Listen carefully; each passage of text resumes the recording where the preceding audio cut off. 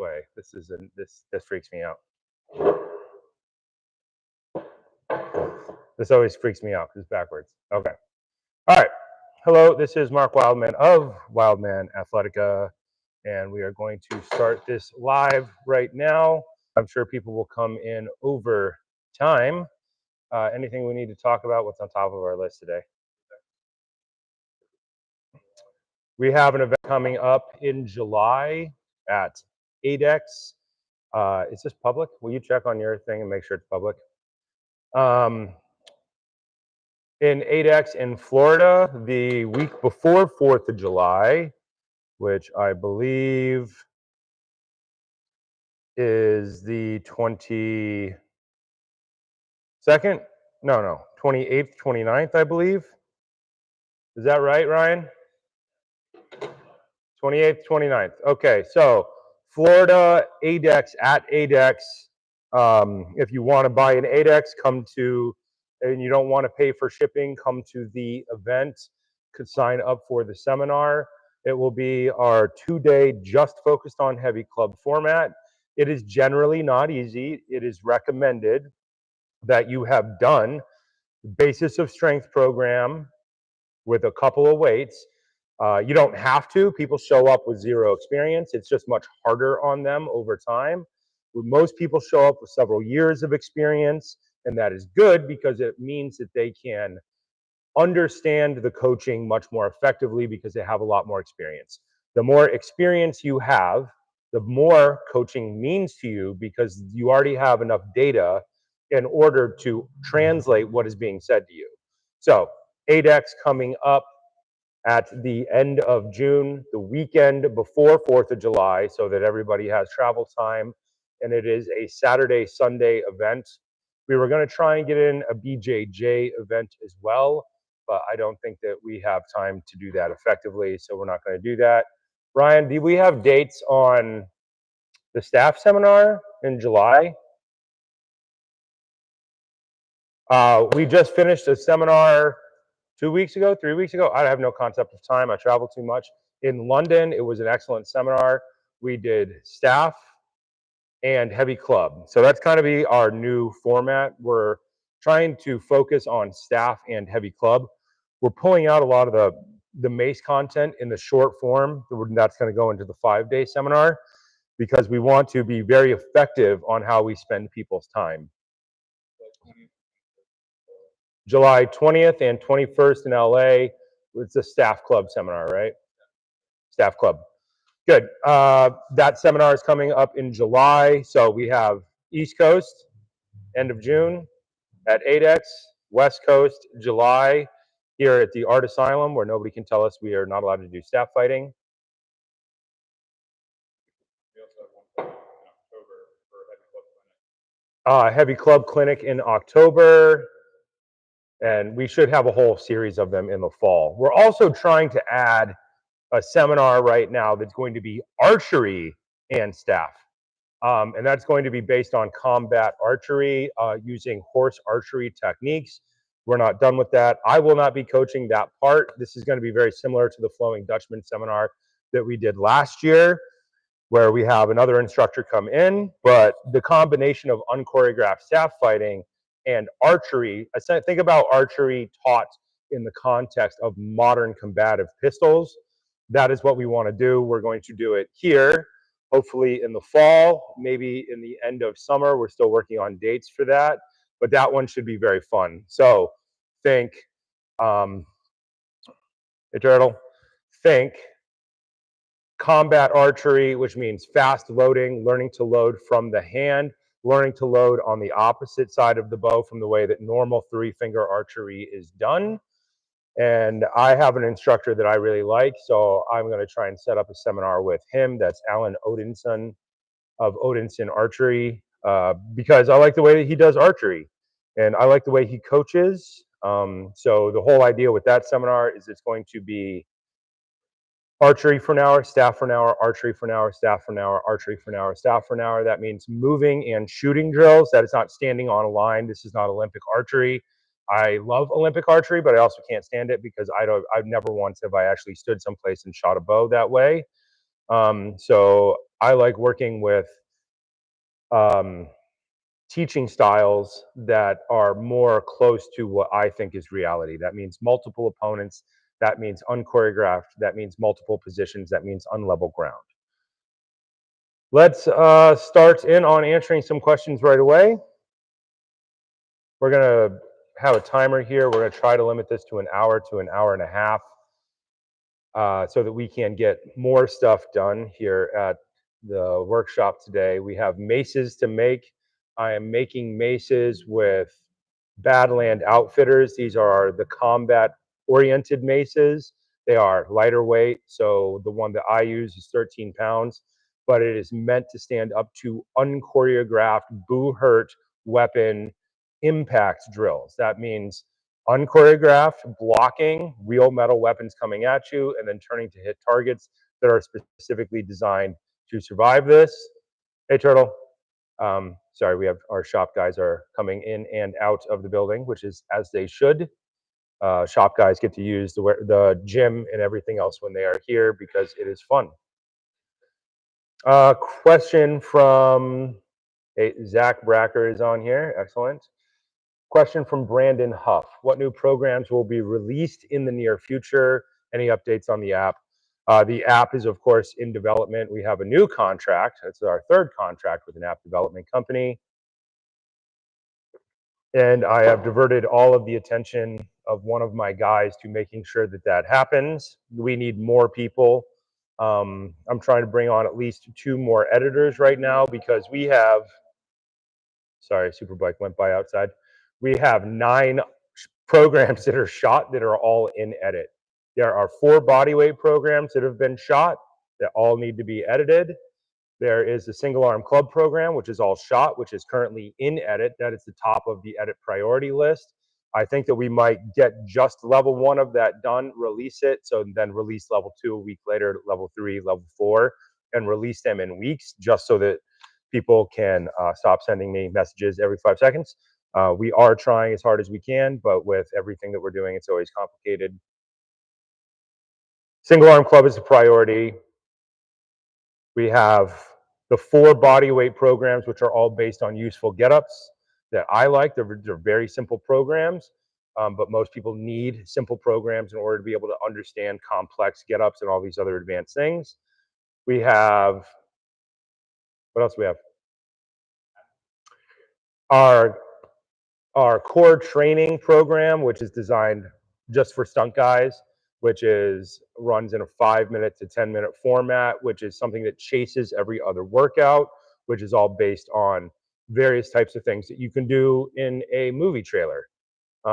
It's a simple idea. That is all shot. It is in edit, and we are going to release that as soon as we can. What other one do we have? We have one more that I can't think of right now. We did Standalone Indian Club is already out. Standalone Indian Club came out, which is a version of learning really, really basic Indian Club from the ground up, because every time I look at somebody's Indian Club content, it is so complicated, and I simply ask my mother or my sister or somebody I know to try to replicate what is in the program, and nobody can do it. So we created a standalone Indian Club program, which is supposed to be for the 99% of people who need the breakdowns more thorough and better.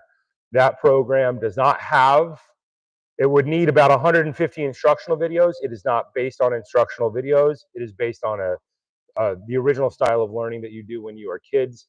It is observe, and then it is a minute of trying, and then add a step, add a step, add a step, add a step. It's the way that you learned when you were 2. So that whole program is based on that, and that one is currently out. We have Kettlebells for BJJ coming out. That is all needs to be shot. And there are 4 more BJJ club programs which need to come out. There is a double kettlebell program, which I am doing right now. And there is the Monster Club program with Great Lakes Jira. The Monster Club program is really simple. It's just going to be a simple download that you're going to get when you buy the Monster Clubs, the Wildman clubs from Great Lakes Jira.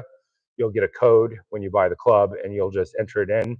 And it's really just a PDF explaining the thing. I would not recommend you do that if you have not done a ton of basis of strength, or you probably will severely hurt yourself, because the light end of the heavy clubs is 32K. So we made weights, solid weights, that go all the way up to 52 or 56K.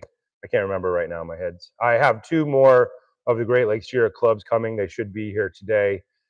I needed to go back and fill in weights. I got a 32, a 36, and a 40 from Great Lakes. And now we have the Wildmans coming in. But what I wanted was the in-between weights, a 34 and a 38, specifically because I have an extraordinarily bad knee. My leg was ripped in half many years ago, and I didn't walk for 6 months, blah, blah, blah. So the limiting factor for me with going up in weight on things is always my leg. So more small steps is better for me. Oh, crap. I just lost my comments, Ryan. How do I get them back? There, I got them back. Never mind.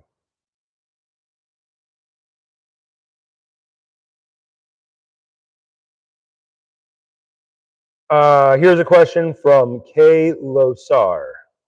How do you protect the bottom of your kettlebell from damage from training outside? You don't. Your kettlebells are going to get beat up. People will judge you based on how sexy and beat up your kettlebells are.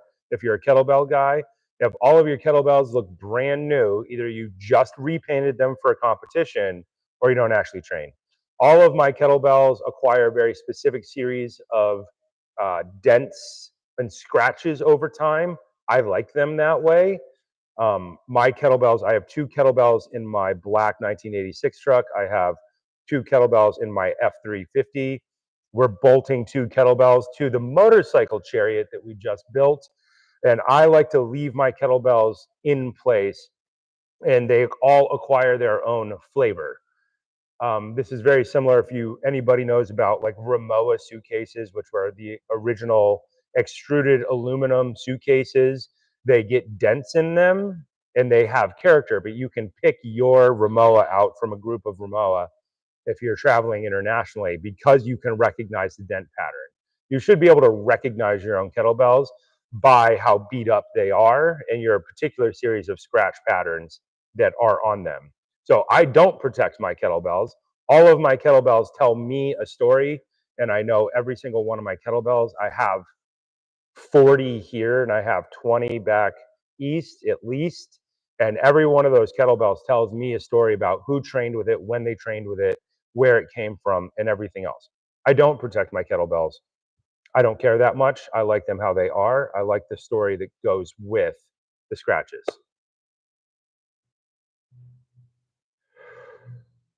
Can I come to the Midwest? I was talking to my buddy in Chicago about doing a seminar there. I just don't have all the equipment there. We might be doing something at Bells of Steel, which I believe is in Indianapolis, but we don't have any firm dates on that. I usually pick East Coast. I would like to put a seminar in the middle of the country. I just don't have a reliable place to do it or a reliable source of equipment to do it with. Shipping 38X clubs up from Florida is not really realistic, which means somebody has to drive there, pick them up in a very large truck, and then drive back. So I don't have a location in the Midwest yet. If anybody has a location, let us know. Jeremy Cloud, Slamball program question. Thank you guys for labeling your questions at the beginning. Have you considered including technique videos for running the program with round sandbags? I have. I just don't think it's substantially different. I've run all of the Slamball program with the Bells of Steel round sandbags. It's not substantially different. It's just more annoying. Sandbags are floppier. They're round, but they're not as structured as a Slamball. But a round sandbag is a substantially more financially viable option for most people than Slamballs. I have a whole set of Slamballs, which I bought because I worked with Slamballs on a movie. I don't know what movie it was, but we had a whole set of them at Leaveson Studio where we were training, and we had all 30 up to 100, and then there were some actual heavier ones than that. It's very hard to get the heavier ones. I think only Rogue makes ones that are heavier than 100, but they're very expensive and they're very hard to ship and they're very hard to store. Round sandbags are a much more viable option for the majority of people when it comes to that. I don't think that the technique is substantially different enough that you would have to make separate videos with it, but maybe I'm wrong. If you think that I need to make videos on that, then we'll write it down. Ryan, will you write down Slamball with round sandbags? Yeah. I have a pile of round sandbags here at Art Asylum. I just have to figure out where I put them because I don't have any slam balls here. I've just been using the round sandbags.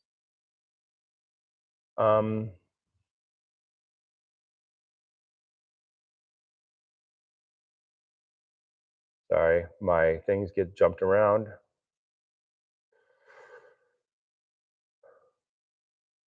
Here's a question from Bandy Seat. It is quite hard to find a kettlebell or club trainer locally. Of course it is. It's very rare to find a good trainer literally anywhere outside of a major city. Bandit knows enough to make sure that they don't get injured, but they would like to know where they're going wrong. That is why we have seminars.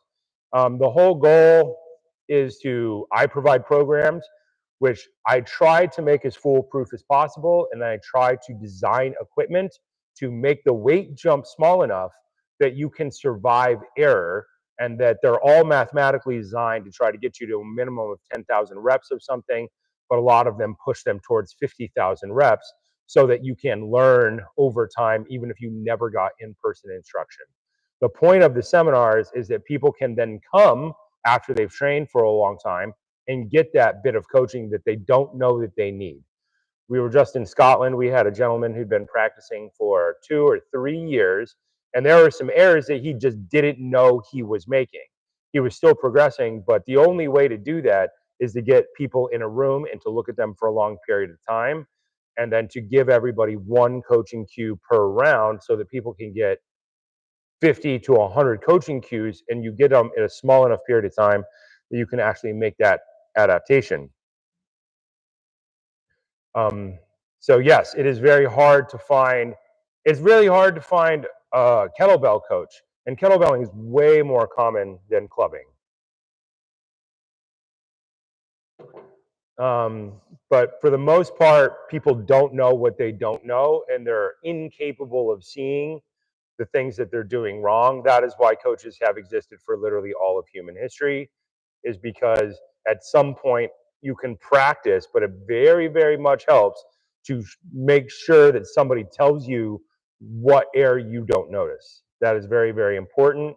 So at some point you need to find personal coaching. It's very hard to find it locally. So at some point you'll probably have to travel, if you really want to get good, to a seminar. I haven't found any other way to do it that makes the most sense, that's the most economically viable.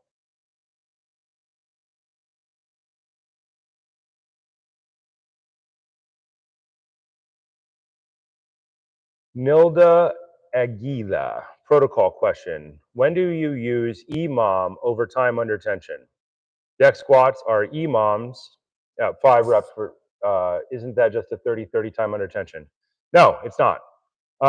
Because time under tension means that you're pushing as hard as you can for an amount of time. And EMOM means that you're going to do your reps with quality. So let's define these terms really quick. EMOM means every minute on the minute. That is a way, that means you start a minute and you have X amount of things to do in that minute. Deck squats, 3 deck squats inside of that minute. The faster you do them, the more break you get. So it encourages you to get more efficient. Time under tension tends to have the opposite effect on the brain, and people tend to sandbag for the amount of time. So instead of trying to get it over sooner, they know they have to go for the amount of time, so they try to go less hard. They're two opposite things entirely, because of the way they affect your brain mentally. So EMOM and time under tension are not the same thing, not even a little bit. So if somebody says you have to do 20 hip drops inside of 1 minute, you could take the whole minute to do it, or you can get it over as quickly as possible. Doing 30 seconds of hip drops your numbers will vary greatly. So you could be doing 30 hip drops in 30 seconds, and then the more you do them, the slower, the less you'll do. You'll do 26, you'll do 22, you'll do 24, you'll do 18, you'll do 14. EMOM is goal specific.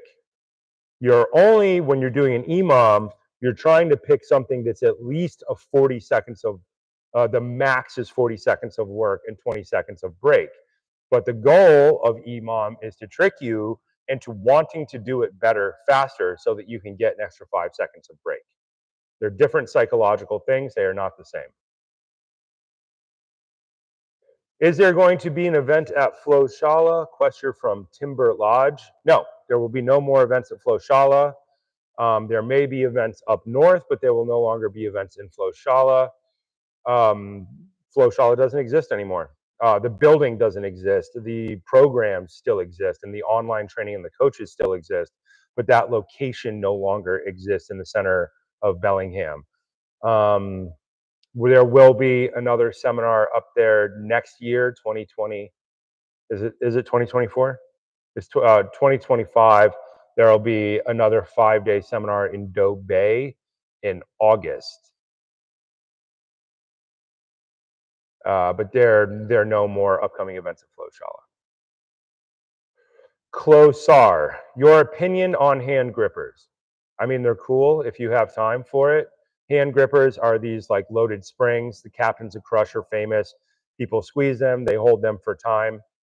I do clubs, which is the same type of grip. Difference is it's intelligent grip instead of max grip.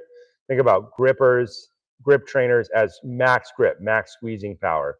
You know, we all did them when we were young. I just stopped doing them years ago because I didn't find it was having a great amount of benefit for me, because so much of the stuff that I do is grip intensive. So I do aerial, so I climb rope and climb stuff like that. So you have to hold on as much as possible. If you let go, you fall to your death. So do I need to maximum tense my grip before I do that? No, it's a terrible idea. It's more likely to get you killed. So I do clubs, I do kettlebells, I do aerial, and I do weapons training. Those are my grip training, which is enough for me. If I was a professional athlete, then maybe I would do hand grippers, because I would be spending more of my time training and less of my time in the shop or doing other things. So hand grippers are great, but do not think that because you do hand grippers, you can climb a rope. It is not the same thing at all. I know many people who can do, Captains of Crush, and they can't climb a rope to save their life. So because you have one aspect, you have isolated one thing, doesn't mean you can do global movements. And the other is true as well. Because I do aerial doesn't mean I can just do Captains of Crush.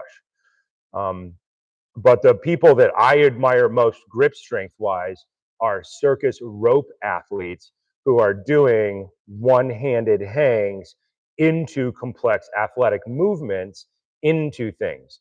I don't think that there's any better grip athlete on the planet per weight than those guys.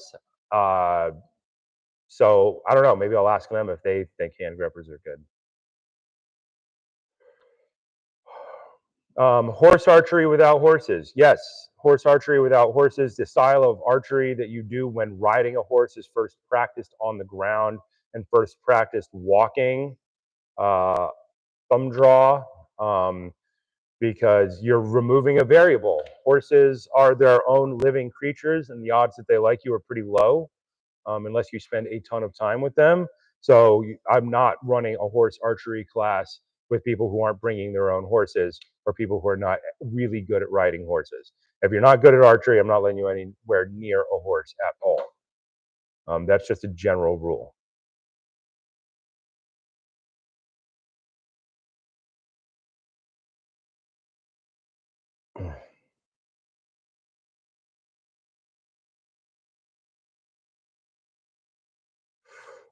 Jeremy Cloud, two-handed heavy club question. After running Basis of Strength, our giant 7-level heavy club program, for a few cycles and building up to a heavy weight, greater than 25% of body weight. That's more than a few cycles. If one wanted to work on even heavier weights, how would you change the program? It would get way simpler. It's just like everything else, complex. So light movements, ultra complex. Medium weights for most people, medium complexity. Super high weights, the program gets simpler. Guys who are deadlifting 800 pounds are not also power cleaning 800 pounds. They're different things. So as you're driving the weight up, the movement gets simpler. If you're going to build up to greater than 25% of your body weight, I'm over 200 pounds. That puts me at a 60-pound club to be at 25% of my body weight. That takes most people a long time. It takes most people several years to get there without getting hurt. The whole point is to not get hurt so you can train more. The lower the weight jumps, the more you repeat the movements, the better it is, right? Olympic lifters spend 8 years working on their clean and jerk. 8 years working on their clean and jerk, right? If not more, if not up to 12 years. So getting to 25% of your body weight for most people takes them a while, several years, usually 3 to 5. It can be shortcut if you have better coaching. If you're doing it on your own and you want to live through it, then more steps usually is better. But as you go up in weight, the programs go down in complexity. If you're trying to approach 50% of your body weight, that is an incredibly, incredibly, incredibly heavy club. And very, very, very few people will ever make it that far. My job as a coach is to make the programs which allow people to even attempt that idea. Getting most people to 25% of their body weight is very, very hard. So I tell most men, right, you're shooting for 50 pounds. For most men, that's about 25% of their body weight. It could get up to 30 for some guys if they're a smaller frame size. But 25% is really heavy for most people with the basis of strength program because it's a big program with lots of movements, because the goal of that is to make sure that people are learning all the things in the middle. The better you get at the stuff in the middle, the better you can get at the simple thing you have to do at the end. But that's my strategy for it anyway. I've never seen somebody who only practiced the one thing be able to do all the things. You have to practice both sides of the spectrum, all the complicated stuff and the simple stuff, because the complicated stuff makes the simple stuff seem simple.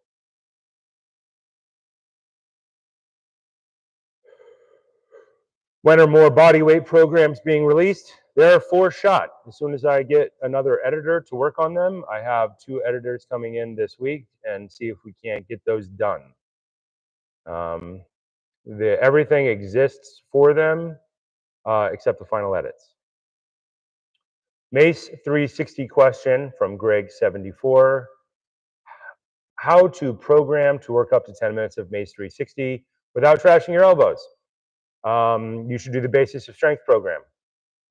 Most people, the goal is to get people towards the Mace 360, a simple movement with a medium weight for a long period of time. The way that you do that is by practicing a bunch of breakdown drills to make sure that you're strong in all of the directions that you can be swinging weights. So the best way to get through Mace 360 program is to do basis of strength twice a week and to do single arm club twice a week. The same way, if you want to get really good at your deadlift or you want to get really good at your clean and jerk, then you practice all the other breakdowns. You practice your hang cleans, your low hang cleans, your high hang cleans, your dead cleans, your clean to squats, right? Your front squats, your back squats. You practice all those other pieces in order to build up the strength in every direction so you can get better at this one thing. It also allows you to spend a lot more time under tension without overtraining one thing, which is the main problem that people have. The main problem that people have is they try to get really good at one thing, but they're not athletically prepared to do it because their body isn't strong in all the other directions. So the way that we do it is by having you practice it for small periods of time and practice all this other stuff so the rest of your structure can adapt as well.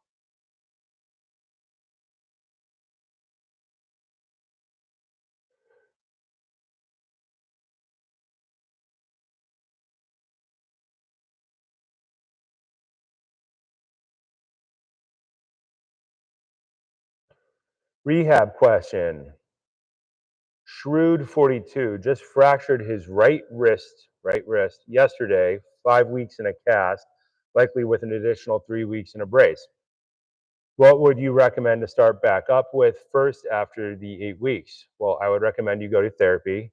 The insurance company is going to send you for 8 to 12 sessions of therapy. And then after that, I would recommend you get on our Wildman Athletica equipment page, Wildman Athletica / equipment, and get the Wave Chi Indian clubs. And I would recommend you start doing the Indian club program because it's a 1 pound club and it's all about wrist, right? Most people try to jump back in too soon and they end up with an injury in the tendons and the ligaments right here. So I would recommend doing the Indian club program for a couple of weeks and then getting back in. And then you always start back at the bottom. Anytime you've had a joint injury, you go all the way back down. Your heavy club weight goes back down to 10 pounds. And you can skip a lot of steps going up. You can maybe do one workout per weight going up, depending on how high you have been in the past. So, my normal weight is like 50 for two-handed club.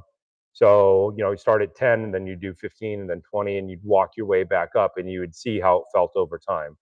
But spend more time letting your body reacquire strength is better. Re-injuring yourself is a terrible plan and it just costs you more time and it's going to put you way, way further behind.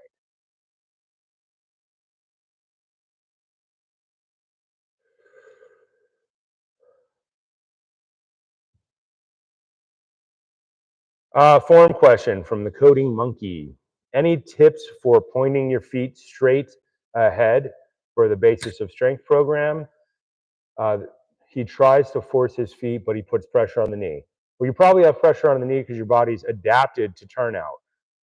This is a question I get all the time. People in the Western world seem to think that their legs developed turned out. They didn't. That is an adaptation to sitting and a bunch of other things. Nowhere else in the world, well, it's happening more other places in the world now because the rest of the world is becoming more adapted to Western culture. Turnout doesn't exist. I remember reading an article in Backwoodsman several years ago. It was about tracking, and it was about looking at historical journals about tracking in the East Coast, early 1700s, and the way that you could tell if somebody was native or European was European tracks always turned out and the feet always rolled in.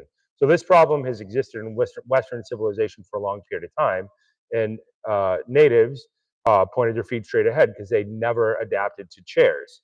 So the way that I get people to back adapt is I do it with Olympic plates. I put an Olympic plate on the ground, I trap the heels, and then I put another plate up on the outside of the foot on the toe. And then when people try to turn out, they're pushing into the weight. They're not locked in. The plates will move if they have to, but it allows there to be feedback so that people can feel when their body's trying to turn out. And then their knee has to then readapt. That is a whole point of single arm club, is that people are doing all kinds of weird stuff. One foot turned out, one knee collapsed in, one hip being too high. And the best way to start fixing that is to point both feet straight ahead and start relearning the exercise and give your body thousands of reps. There will probably be pressure for most people that they're not accustomed to because their body is adapted to something else. Anytime you are trying, to force an adaptation, there will be discomfort. People have flat feet and turned out. Getting the ankle to fire and getting the knee to do its job properly is based on that. So creating some type of something that provides feedback to let you know when one foot is moving. This is something we see every time we do a seminar, kettlebell or club. People are normally standing in their good leg 55% and their bad leg 45%. So they're always slightly shifted and their spine is slightly off, and that usually manifests by one foot constantly trying to turn out over and over and over again. One foot will stay stable, one foot will move. That means that you're not standing in the center. That means that you have to find a way to provide feedback so that people can tell when they're doing it so their body can start to go back to the center. Here's a fun question. Sparrowhawk. Question. 10-minute finisher workout for most conditioning. Sandbag to shoulder or double kettlebell swings. All of it. I like 10-minute finishers. We call them kickers.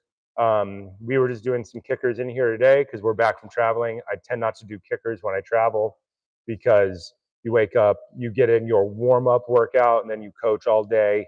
And you're running around all the time. When I get back to here and I have all my gym stuff, then we start putting kickers in. So like today I woke up, I did Indian club for 25 minutes with Indian club with the Wave Chi clubs, focusing on making sure that everything is moving right. That's my morning wake up. Your morning wake up could be staff, it could be sword, it could be joint mobility, right? Most people just do joint mobility. We just do all the crazy stuff. Then I go into double kettlebell program, which is exactly 30 minutes long, which is very, very, very taxing. And then the kicker at the end for us today was 15 minutes of single arm cable chest press, alternate sides, do a set of 10, do a set of 10, add weight, do a set of 10, do a set of 10, rock through for 15 minutes. And then I went and I did 10 minutes of the core program for stunt guys, action hero core, super, yeah. What do we call it, Ryan? Actual action hero core, which is then a finisher. Then we went into 20 minutes of unchoreographed staff fighting. So your finishers should be anything. So you should have your warm up. You should have your focused workout where you're tracking data and you're getting good at something specific. For CrossFitters, you have your 20 minutes of your Olympic lifting. Then you have your road, which is there to kick the shit out of you. Then you have your finisher, which is usually something fun. So we're following a similar idea. We have our Indian Club warm up. We have our specific program where we're tracking data and making progress. Then we threw in a kicker, which today the kicker was cable chest press. Then we threw in a kicker of core because for fun. And then we threw in staff fighting because it's unregulated cardio. So sandbag, ground and shoulder, double swings. I don't care. It could be barbell. It could be landmine. It could be climbing rope. It could be anything. I like a 10-minute kicker. It does not work well when you're traveling. A lot of people will not survive kickers for this first, say, 3 to 5 years of training. But after you're pretty good at surviving everything, you're no longer sore, you're making progress, you're tracking data, then kickers tend to come in. We have a whole kicker program that's written, which isn't shot yet, of course. Seminar question, is the Thailand seminar coming back? It might be back in 2026. They gave away my slot in 2025, so it's not in 2025. So we're thinking we're going to put that time frame at a castle in Scotland. I'm trying to work with some of the guys I know up in Scotland in order to do that. So I would like to turn it into a 5-day staff and longsword in a castle, staff club longsword in a castle. I think that would be very, very cool. And we're trying to make that happen just because I like Scotland and I want to eat my haggis, neeps, and toddies for 3 meals a day, every day for a week. Makes me feel very good. Jacine Harding, how many times a week can you do Turkish get-ups? You can do them as often as you want. You just can't do them heavy every day, the same way you don't deadlift heavy 5 days a week. You can deadlift heavy twice a week. You can do Turkish get-ups twice a week. You can do breakdown programs where you work on all the pieces of Turkish get-ups twice a week. So you could do Turkish get-ups heavy twice a week, breakdowns twice a week. That's how I designed the Turkish Get-Up Master Program, just 5 programs that are actually very long and very challenging, but they're meant to be done with substantially lighter weight. And you're working on time under tension, so you can track data. And it's usually gentlemen tend to start with around 12K, ladies tend to start at 6 to 8, and they practice all the fundamental places, the pieces in the middle. So you can do Turkish get-ups as many times a week as you want, but do Turkish get-ups twice a week, do Krav get-ups twice a week, do technical stand-up twice a week. Change your get-ups over time. You can survive doing anything 2 days a week, but do not limit yourself to Turkish get-ups. I can think of 10 get-ups off the top of my head, and you should probably be good at all of them. Turkish Get-Ups is the one that we talk about the most because it's the one that forces people's spine into a better position because the weight is overhead. So I teach Turkish Get-Ups before I teach any of the other Get-Ups because it forces people into a very good alignment, which then carries over to all other types of Get-Ups. But I don't know why you would want to do Turkish Get-Ups 5 days a week. You can, it's just boring. Do some other types of Get-Ups. Get good at Turkish Get-Ups, do your breakdowns, practice your Turkish Get-Up master program, then go up in weight. But don't do it more than twice a week. Find something else to do. The world is full of things to do. You can find so many other things to do.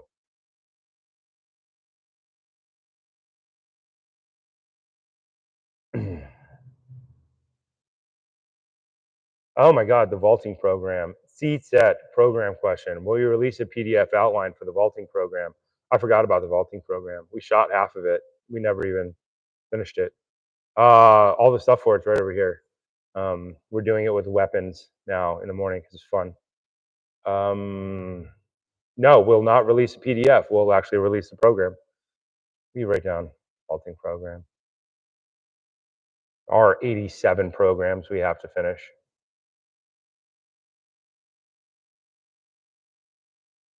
John Smith, can I use a sledgehammer until I get a proper mace, or is it too dissimilar? You can. I used the sledgehammers for years. Maces did not exist. Maces and heavy clubs, as you know them, did not exist when I started doing club swinging.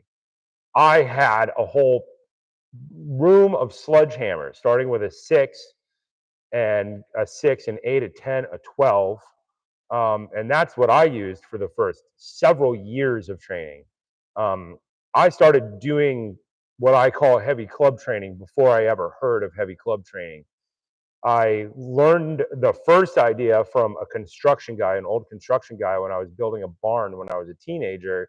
And you always think you're hardcore and you're a teenager. You're doing 500 push-ups, 500 sit-ups every day. You're doing 100 pull-ups. And, you know, old farmers will disabuse you of the notion that you are strong extraordinarily quickly.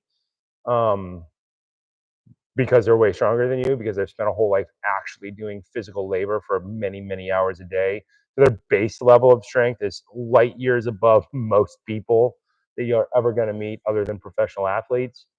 And I learned the basic idea, you know, oh, push-ups are great, pull-ups are great. And, you know, the classic held out a sledgehammer and tipped it down, touched himself in the nose and lifted it back up. And so that'll give you $100 if you can do that. And it was the 90s, $100 was a shit ton of money back then. And of course, I almost killed myself. And I realized very quickly that all of my push-ups and all of my pull-ups and working construction were not providing me with the level of strength that this 65-year-old man had. So I bought a bunch of sledgehammers and started creating the ideas that I talk about today with sledgehammers first. Are they more dangerous? Absolutely. If your technique sucks, you're going to clock yourself in the back and you're not going to like it. I've seen people do that a couple of times. People do not drop their thumb all the way down. They don't rotate, and they just slam the hammer right into their back, right next to their spine. So you can do it. You know, all the fancy equipment that we have today did not exist even 10 years ago. People have been doing club swinging for all of human history, all of it. I was just teaching in London, and I always go to the museum whenever I'm there, and I sat down and I just took pictures in Egypt and Acadia of just the number of clubs and staffs and maces in that one hallway. There on almost every third stone carving, you will find a staff, a club, or a mace. People have been doing this a lot longer than anybody thinks, for at least all of recorded history. And it was so important to ancient cultures that they carved it into stone that we dug up, and we can find 4,000-year-old carvings of a mace. Right, if you go to the Rosetta Stone, you turn left and you go all the way down to the end. There's a big stone at the end, and I think it's an Akkadian king. Am I saying that right? Somebody will correct me, I'm sure. And what has he got in his hand? He's got a mace. He's got a big mace, and that's how you know he's the king. And then the soldiers have smaller maces, and then you'll go and you'll find it all the way through there. I found an Egyptian carving in there that just had a whole string of guys with clubs in their hand doing what is the base position of a shield cast. They're in the middle of a shield cast, and that's carved into stone. So do you need sledgehammer? Do you need fancy maces? No. Do they help? Yes. They are not expensive. Sledgehammers are probably more expensive than maces at this point. Maces, the cheap maces that come out of China, you can get on Amazon for extraordinarily cheap. Way cheaper than they were 10 years ago. 10 years ago, a mace was $300 a piece for just the same mace you get today for 20 bucks. And that's order of magnitude.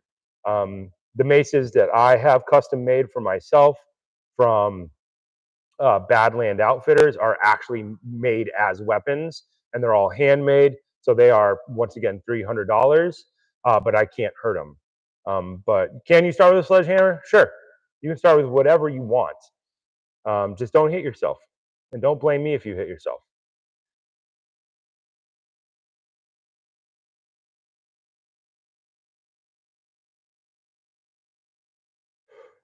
Question from Lucy Willang. She is signed up for the Overweight and Deconditioned Individuals program and wants to be prepared. Excellent. Other than adjustable kettlebell, we recommend the new kettlebell that we just designed specifically for this program. It is the Mark II, competition shape but not size, adjustable kettlebell from Bells of Steel, which alternates in weight from 6 to 12K. We designed that specifically for this program, specifically for the program, so that people can make the smallest jumps and then have a piece of equipment which would then carry over to intro to kettlebell, to swings, and to clean and press program. We're trying to save people as much money as possible because I don't think that, why spend more money than we have to. You could also use a dumbbell. People use dumbbells. We shot a whole dumbbell section of it, and the whole thing is also shot with dumbbell. You're probably going to want a baseball bat. I use the Cold Steel Brooklyn Smasher, the longer ones, the longer the lever. There are 5 lengths of that Cold Steel baseball bat. They're not really baseball bats. They're actually weapons made out of polypropylene, which are nearly indestructible, and we use them to train in the future. We train against staff, we train against sword, and we train against machete with them. But the long lever allows people to feel the basis of the shield cast. But it's very lightweight. You're thinking 1.5 to 2 pounds, depending on which one you have. There's a pile of them over there in the corner somewhere, next to all the fight gear. So the adjustable kettlebell is best because we know it fits the wrist. That's the most important thing. A lot of the kettlebells that you buy at Walmart or Target are absolute trash. And at one point I went in and shot a video calling all of them trash because none of them fit, but I didn't put it out because I thought it was too negative. So I thought we would just try to talk about positive stuff. So a baseball bat, a dumbbell, a kettlebell. That is what we would like people to use for that. There is a second section, which is single arm club, which is designed for the Wildman 8X handle, but that starts down at 4.5 pounds and can go all the way to 30. And the basis of that program is the basis of single arm training. And then there's a third section to that program, because I'm obsessed with providing value, which is Indian Club, which is a, I think, 19-week-long program. It ended up where it starts at 4 minutes a day, 5 days a week. It goes to 6 minutes, and it builds up to a total of 30 minutes. The goal of that is to walk everybody into that. So that would be like a 1 pound pair of Indian clubs. I like the Wave Chi Indian clubs that we have on the website, Wildman Athletica equipment. I like those quite a bit. There's also Indian clubs on Amazon. You don't have to buy the stuff I recommend. You can buy anything you want, but probably start in the 1 pound range. And that whole program is about building complexity in the brain, learning a natural way, and about getting people to stand all the way up so that they can then stack other types of athleticism on top of that later. And of course, I just lost my place.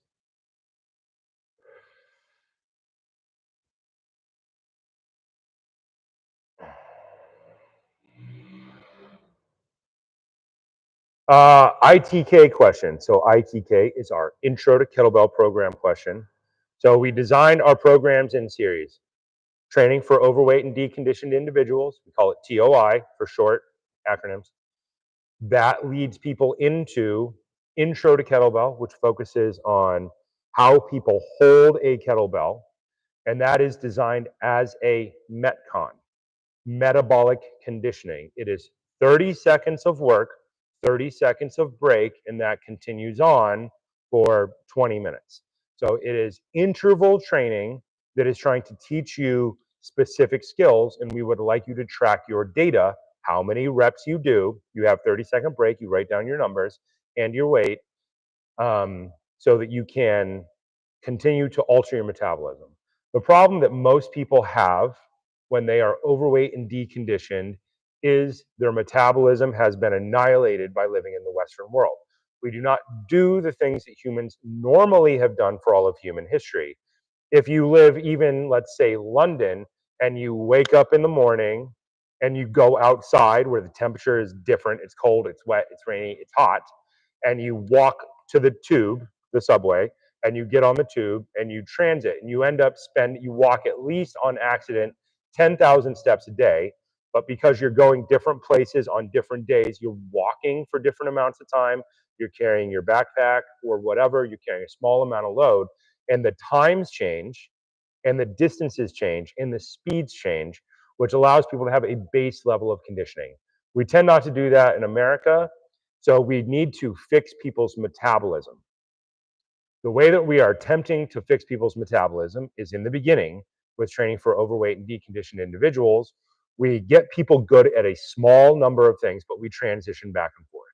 So let's say it's deadlift, press, and then it's squat, shield cast, and then those will flip and become deadlift, shield cast, squat, press.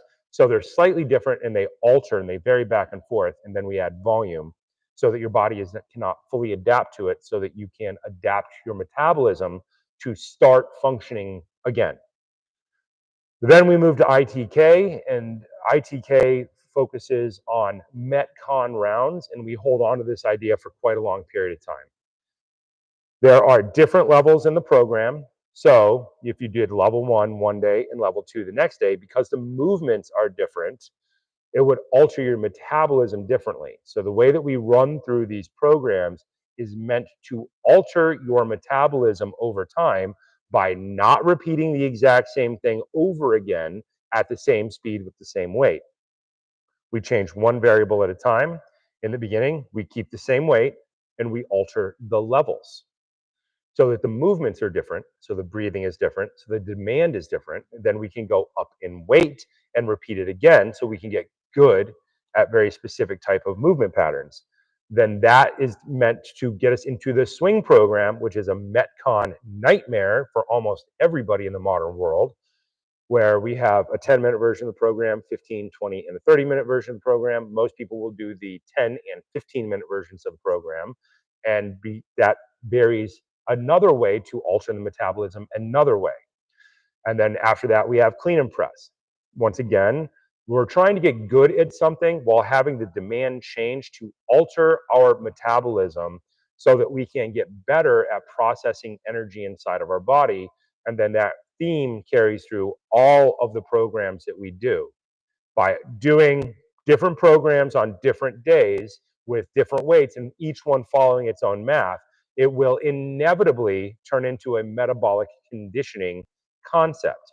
When you get really good, then you start throwing in kickers at the end or core training at the end, which are once again specifically meant to improve the way your body works by having a predictable piece and a non-predictable piece. So the question, that's the whole overview. Question that Sage Illuminator asked is, would you suggest that one should do a 20 to 30 pound, 1 to 2 mile ruck or TOI on rest days while keeping diet in check? I suggest you do it all. Doing a 1 to 2 pound ruck for most people is very difficult. I tend to tell people not to ruck until I know that the arches of their feet are firing properly. If they have done their single arm club program with at least 3 weights, I am pretty confident that their feet are firing the way that they should and that they're not doing more damage to their ankles and knees than they otherwise should. So I tend to do these things in a specific order, but it's very difficult to say just by a question what you should do. So if you feel comfortable doing a ruck, go do a ruck with 20 to 30 pounds. I think that that is an end goal human movement, and everybody should be able to do that. Everybody. The way that I like to do it, if you really want to be a nerd, is take everything that you would carry in a zombie apocalypse and put it in a backpack and ruck with that. The other one I have my nieces doing is carry everything that Aragorn in Lord of the Rings is carrying and make them carry that. And then they go walk the dogs and play with the dogs, right? So what do you need? Find real stuff to carry because it's more engaging mentally than just throwing an Olympic plate in a bag and just making your life terrible. There's a lot of stuff out there that's just kind of designed to make your life terrible. And a lot of it comes from military trainers because they're trying to break people mentally because they're trying to get rid of people in the military. They don't want everybody to succeed. They need to get more people out of the program so that they can have an exclusive group, right? Weird idea. But oftentimes, I think you should do something engaging and then your weight will change as the concept of what you want to carry changes. So if you were going to fill up a backpack with all this stuff you would need for The Walking Dead, you would need the 5 C's of civilization, right? You would need cutting tools. So find a belt knife, find an axe, find a saw, right? Then you would need combustion sources. You would find 3 ways to start fire: a magnifying glass, a lighter, and fire char. And then you would need cover. So that means your clothing, your boots, your socks, but also that means rain gear, that means sleeping gear, that means tent, right? What am I forgetting here? That means cordage, that means, rope of various types. Um, Rope is very heavy. You'll find Navy guys and Coast Guard guys using rope bags all the time because they're 70 pounds. And what am I missing? Containers. The basic thing of civilization is a pot. Could be a French press, coffee. What is that? Okay. So yeah, go for a ruck, but make it more entertaining than just like grabbing 20 to 30 pound sandbag. Although my editor will talk to me on the phone with a 50-pound sandbag as he walks around the neighborhood all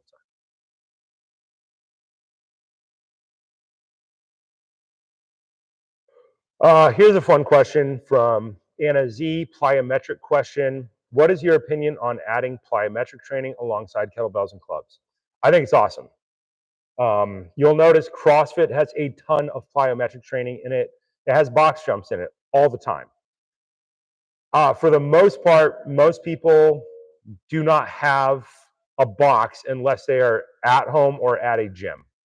So I travel all the time, and you're not really doing in a hotel room at 4 a.m. is plyometric box jumps.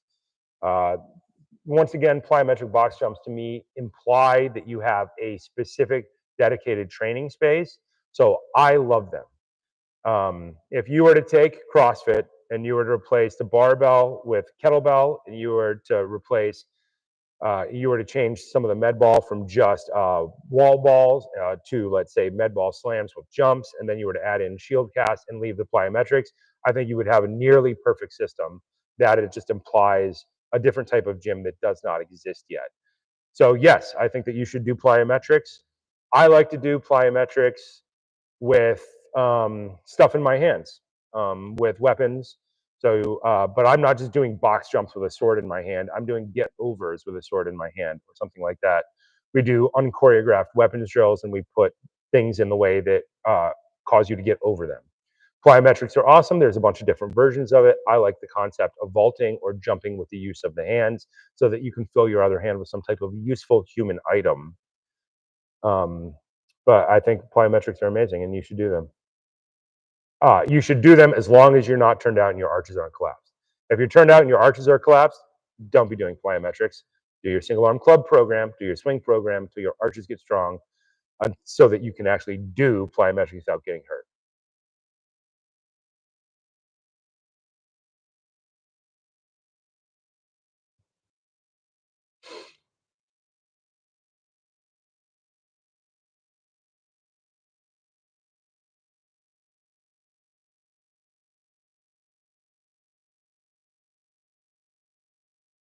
Anthony E. Club question. Is it reasonable to just use inside, outside, and shield cast, inside circle, outside circle, and shield cast, and progress through weight, or should you add mill prep and mills before adding weight? I think you should do the 11 basic exercises before you start adding weight. People try to shortcut a lot of stuff. The whole point of doing more exercises is it takes more time, and therefore you have more time for your tendons and your ligaments to adapt. The thing that happens all the time with gym people coming into heavy club is they want to go up in weight, and they want to go up in weight now. And they all end up with elbow injuries because they're not doing all the movements because they want to go up faster. So they short it. They try to make it shorter, so they try to just do inside circle, outside circle, and shield cast, and then they don't add all the other movements in there, and then they end up inevitably with a very predictable injury because they tried to skip steps. Don't skip steps. Your elbows, your shoulders, and your wrists are super important, and your spine is super important. So don't skip steps. Give your body the time to adapt and learn to move and breathe better.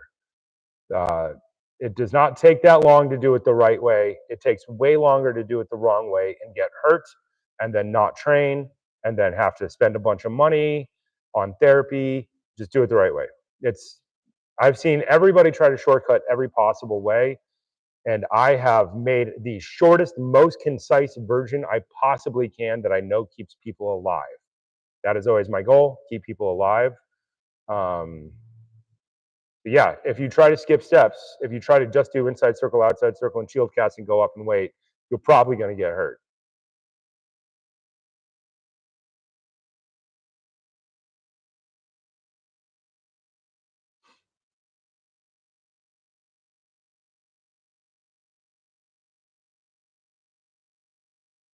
Oh God, what book are you currently enjoying between all the training and tinkering you're doing? I don't even know if I should say this out loud. Um, what is? So my friend is a fantasy nerd. And a girl, and she has decided that I have to read A Court of Thorns and Roses, and I am not doing well with the book. It is essentially an elf love story, a fairy love story. It's killing me. But the opening scene with the archery is not horribly bad. The opening scene with the archery was like, I was like, okay, somebody actually shot a bow before they wrote this at some point. Some of the stuff is not very accurate, but some of it's pretty accurate.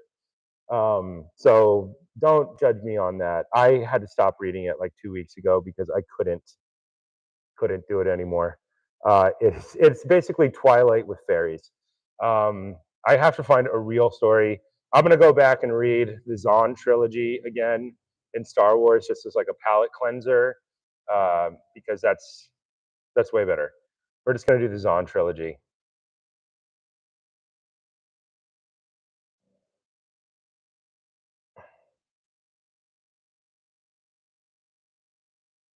For the Florida seminar, do you have to bring your own clubs? It's at ADEX. I assume that they'll have loaners. But if you want to bring your own club, bring your own club. Just mark it. I'm amazed at how many people come to seminars with none of their gear marked, but all of the gear is the same.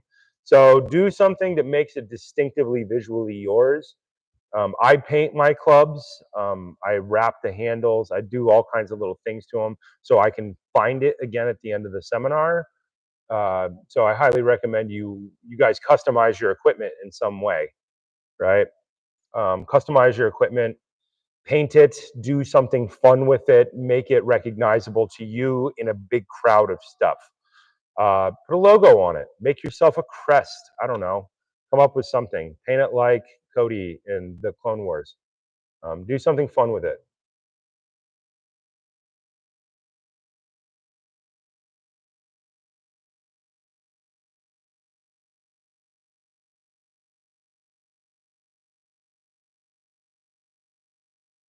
Otto Astorga, form check question. In lieu of having your form checked with kettlebells and clubs at a seminar, how would you recommend using video to check yourself swinging? I recommend you film it and then watch it. This is something I first learned from circus performers. Circus performers film every set that they do, and then they sit down and they watch it afterwards. Side effect that this becomes a perfect 1-to-1 work to rest ratio. So if their act is 3 minutes long, it takes them 3 minutes to watch it. They get a full break period, and then they do it again. This is what I call a natural version of circus training. This happens, we do this all the time. You do whatever you're doing, you film it, you sit down and you watch it and you go, well, clearly that sucks. And then you try to do it again, and then you film it and you go, did I fix that one thing that I wanted to fix? If not, I'll do it again. If not, I'll do it again. If not, I'll do it again. And you may not fix it that day because things like circus are incredibly, incredibly difficult and very, very hard in a multi-year strategy to learn. But that's an easy way to do it. It's pretty simple to look at and be like, clearly my leg is not straight. I'm clearly not tucking my tailbone. I shouldn't say it's easy. It's easy for the trained eye, but you have to become a trained eye, because the goal of all the stuff that we teach is that you become your own best coach, the person who knows what you need the most. Most people make it. Some people never come to that level of realization because they don't want to be critical of themselves. But that is how you do it. Filming yourself, film the whole workout, sit down and watch every set if you wanted to, and then figure it out.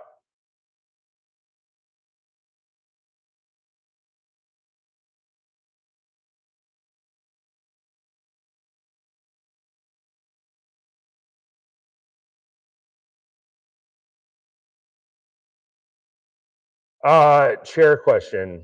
There are a lot of gimmicky chair ads on Instagram feeds. Some take the pressure off your knees and engage your core. Have you seen any anti-chair chairs that would help? I like a saddle chair. Obviously, I like a saddle chair.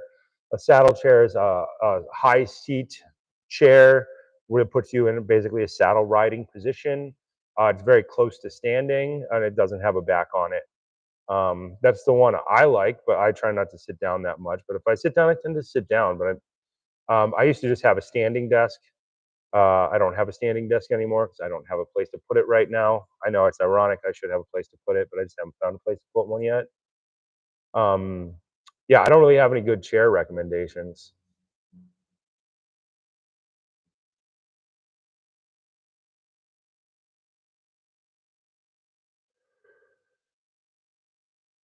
All right.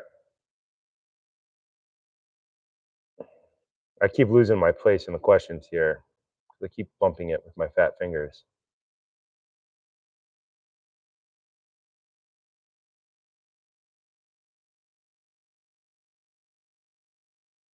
Uh, there's a lot of comments, but I'm looking for questions here.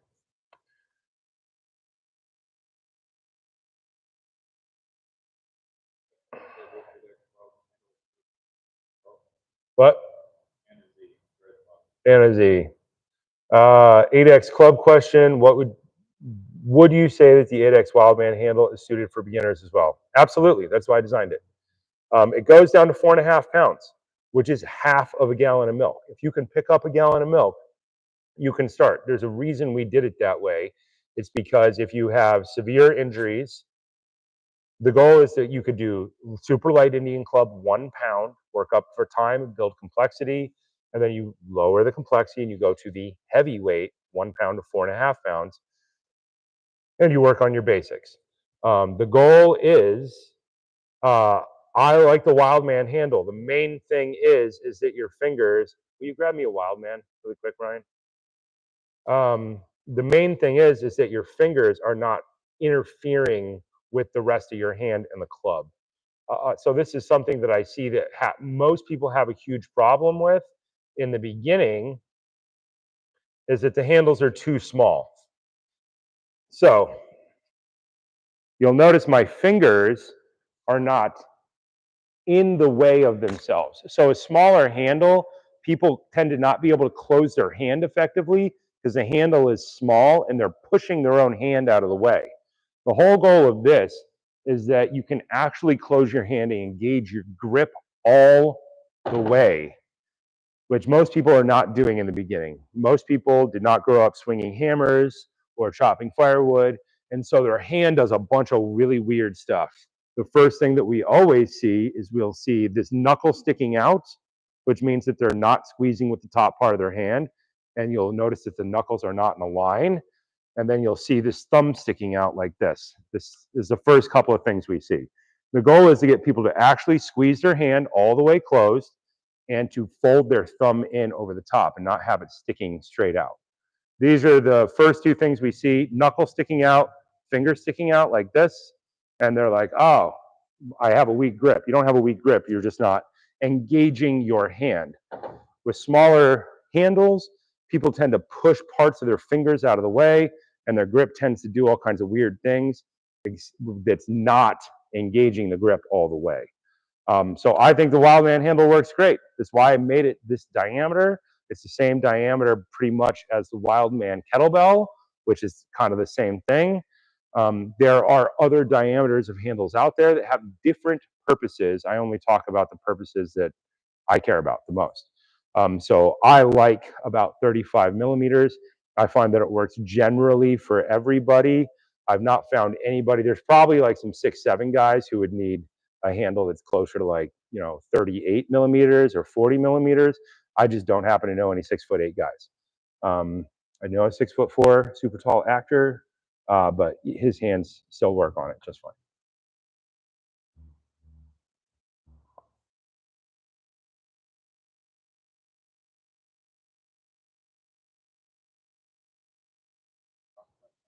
Which one?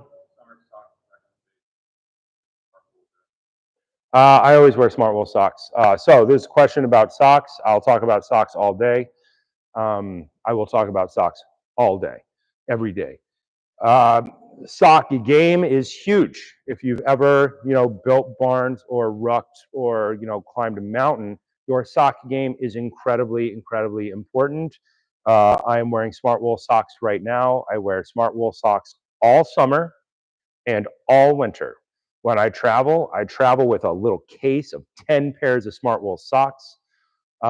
Occasionally, when I am overseas, I will buy like no-show cotton socks for my barefoot trainers, which I use in like hotel gyms or whatever. And sometimes I will wear those cotton socks, but I don't like them. But normally I just like Smartwool socks. Smartwool no-show socks are your workout socks, and you should just buy them and wear them and love them forever. Sock game is incredibly important. The 3 best sock companies, Smartwool is by far the most durable sock. The PhD snowboard sock is the greatest sock that's ever been made in medium to heavy cushion. So that means that they're thin everywhere except the toes and the heels. And I like a knee-high sock when I wear boots because I'll just push them down. I love those socks. I have pairs of those socks that are at least 20 years old that are still rocking. The second best pair of socks is Darn Tough. Darn Tough socks, boot socks are absolutely incredible. And then for no-show socks, Smartwool no-show with the little tab at the back are absolutely brilliant. They're expensive, but they last basically forever. Just means you can't lose them. And the last pair of socks is a hollow socks from Alpaca. They're an Alpaca hollow boot sock, which is really amazing in the cold. If you're like hunting, those are amazing. I haven't ripped any of them yet. They're extraordinarily thick though. I was wearing them in London and they were a little too much for London this time of year. So I went back to my Smartwool socks.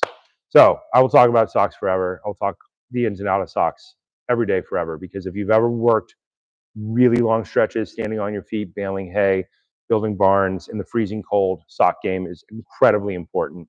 And I will talk about socks until the end of time.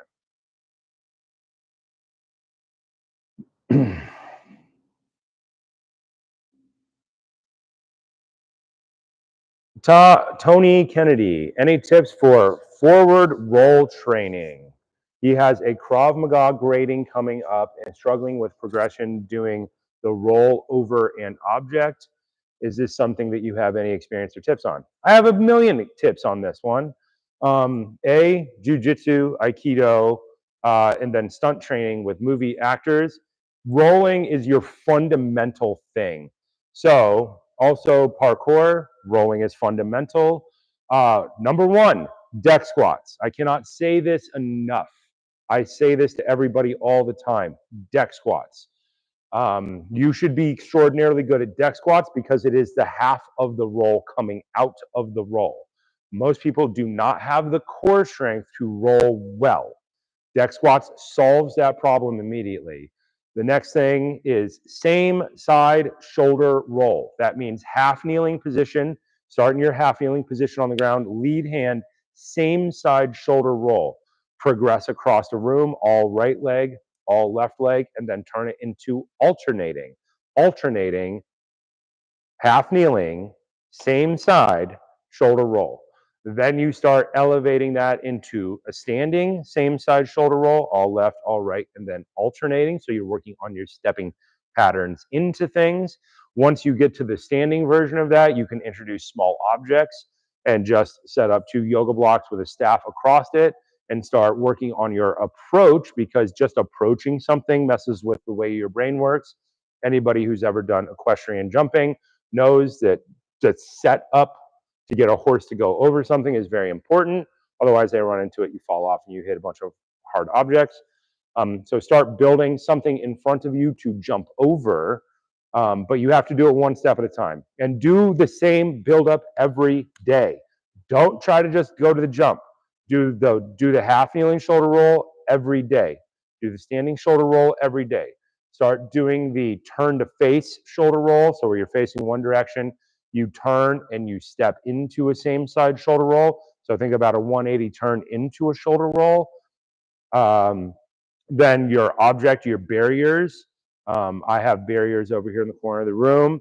That means you need to be working on your hip drop series, your Krav Get-Up series. If you're doing Krav, you should be doing Krav Get-Ups. 100%, you should be doing Krav Get-Ups. And you should be incredibly good at them. Most people I see who suck at Krav Maga is because they can't do the Krav Get-Up effectively. That means they can't get back to their strikes effectively. That means they get hit in the face really quickly. That means they go back down. Barriers, put one hand on, one opposite leg up, learn to step through, forward and back, then step over, take one step, go into a same side shoulder roll. There's a whole series of these. There's like 50 of these things. But the most important thing, deck squat, half kneeling, same side shoulder roll into alternating half kneeling, same side shoulder roll into standing, same side shoulder roll into alternating same side shoulder roll into barrier, same side shoulder roll. Very simple, but probably not easy. For most people, it takes weeks. I've never seen this method done at a Krav Maga place, although I think that they should. It's just the Krav Maga, very much like Brazilian Jiu-Jitsu, fits inside of 1 hour. So they spend only 8 minutes on warm-up, and then they get into their base techniques, and then they get into their self-defense techniques. And then sometimes they do a finisher at the end. I can't remember. I've been a Krav Maga in like 10 years. But because the format is 1 hour, they're leaving out all the traditional jiu-jitsu and the traditional martial arts stuff, with the first half hour of class used to all be mobility and falling. And that part has been thrown away to get it inside of an hour. So it would be awesome if every Krav studio would start offering an additional half hour before class and turn it into a second block of training where they just did the falls and the mobility and the actual weapon stuff that's getting left out. I would love to see that. I don't think I'm going to see that because it's not in their business model at all, but it would be great to see that stuff come back. Krav Maga is something everybody should do. I love Krav Maga. I have some issues with the way that they teach it because they tend to only teach it strong side forward, but half the bad guys in the world are on the other side. So I think you should do Krav Maga as a base concept and then work on doing both sides equally well. Excellent stuff. All right. We are going to wrap this up right now. We didn't get to everybody's questions, but we never get to everybody's questions. The goal of doing lives is to get people to start engaging with their own information, right? The goal is for everybody to become their own coach. And the way that you do that is by asking questions and creating a solution pattern for yourself. The way that I got really good was by eventually not listening to people, because like Krav Maga only trains the strong side. And I was like, wow, I need to be good at both sides specifically for my job. So I'll have to figure out a way to recreate that training. The question is, what are you training for? How much time do you have? Right? What equipment do you have? And now can we engineer a solution?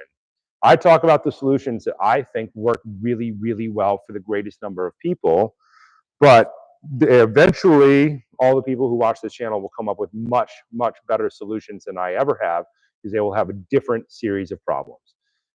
Just like hip hop and rap, it gets more complex over time. That is the whole goal here. It should always get more complex over time, and people should come up with better solutions.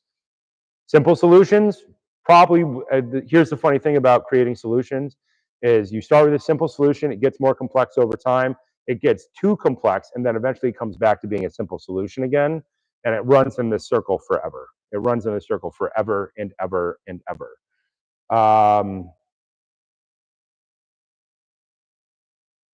So that's the way that it works. Hope everybody learned something today, and we will do this again in a week or two. We're not doing it next week, because next week we have a TOI, training for overweight and deconditioned individuals specific webinar and question session. That is next Saturday, the 25th, May 25th. And so that whole question section will be devoted just to that.